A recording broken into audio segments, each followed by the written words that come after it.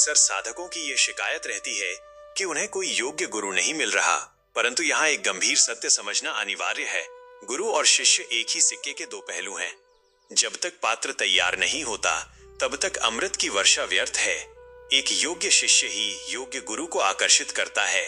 यदि हमारे भीतर शिष्यत्व के गुण विकसित नहीं है, तो साक्षात ईश्वर भी सामने खड़े हों तो हम उन्हें नहीं पहचान पाएंगे। पूर्ण ज्ञान वो अवस्था है जिसके प्राप्त होने के बाद जानने की कोई और आकांक्षा या आवश्यकता शेष नहीं रह जाती। यह केवल सूचनाओं का संग्रह नहीं है, बल्कि अनुभव की पराकाष्ठा है। ज्ञान की इस यात्रा में प्रश्न शास्त्र एक महत्वपूर्ण सेतु है जो हमें जानकारी से अनुभव की ओर ले जाता है। गुरु केवल वह नहीं जो प्रवचन दे, बल्कि वह है जो शिष्य के भीतर सत्य को अनुभव करने की पात्रता जागृत करे। आज के समय में लोग केवल जानकारी एकत्र करने को ही ज्ञान समझ लेते हैं। सोशल मीडिया और तकनीक के युग में जानकारी तो प्रचुर है, पर अनुभव शून्य है। इस विषय को समझना इसलिए आवश्यक है ताकि हम केवल जानकारी, इंफॉर्मेशन के पीछे भागने वाले खोजी न बने, बल्कि मार्गदर्शन, गाइडेंस प्राप्त करने वाले साधक बने। बिना श्रद्धा और सही प्रश्न के हम गुरु के समीप होकर भी उनके ज्ञान से वंचित रह जाते हैं। सही प्रश्न पूछने और योग्य गुरु के चुनाव का लाभ यह है कि साधक का समय व्यर्थ नहीं जाता और वह सीधे अनुभव की दिशा में बढ़ता है। इससे आत्म कल्याण का मार्ग प्रशस्त होता है। इसके विपरीत अज्ञान की हानि यह है कि व्यक्ति मनमानी करता है या केवल सुनी सुनाई बातों पर विश्वास कर लेता है जो उसके पतन का मार्ग खोलती हैं। बिना अनुभव आधारित ज्ञान के मनुष्य जीवन भर केवल शब्दों के जाल में उलझा रहता है और वास्तविक सत्य तक कभी नहीं पहुंच पाता। ज्ञान की इस यात्रा को निम्नलिखित चरणों में समझा जा सकता है। पूर्ण ज्ञान की विधि।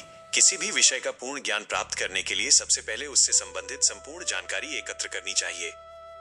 इसके पश्चात उसे गुरु के सानिध्य में प्रयोग द्वारा अनुभव में लाना अनिवार्य है। जब जानकारी और अनुभूति एक समान हो जाए, तभी समझना चाहिए कि ज्ञान पूर्ण हुआ है। प्रश्न शास्त्र की भूमिका। यह एक ऐसा शास्त्र है जो हमें प्रश्नों का सही वर्गीकरण और उनका उपयोग सिखाता है। सही प्रश्न पूछने की कला ही हमें विषय की गहराई तक ले जाती है। यह विद्या केवल एक श्रोत्रिय ब्रह्मनिष्ठ गुरु जो शास्त्रों का ज्ञाता और ब्रह्म में स्थित हो से ही प्राप्त की जा सकती है। मार्गदर्शन और संबंध। किसी से भी मार्गदर्शन लेने से पूर्व प्रेम, विश्वास और श्रद्धा का संबंध होना अनिवार्य है। यदि आप सामने वाले की बातों पर पूर्ण विश्वास नहीं करते, तो परिणाम कभी सकारात्मक नहीं होंगे। केवल सूचना चाहिए तो इंटरनेट पर्याप्त है, पर यदि जीवन का रूपांतरण चाहिए तो गुरु की शरण अनिवार्य है। उपयोगिता और प्रामाणिकता। ज्ञान के स्रोतों को उनकी अनुभव आधारित क्षमता के अनुसार समझा जा सकता है।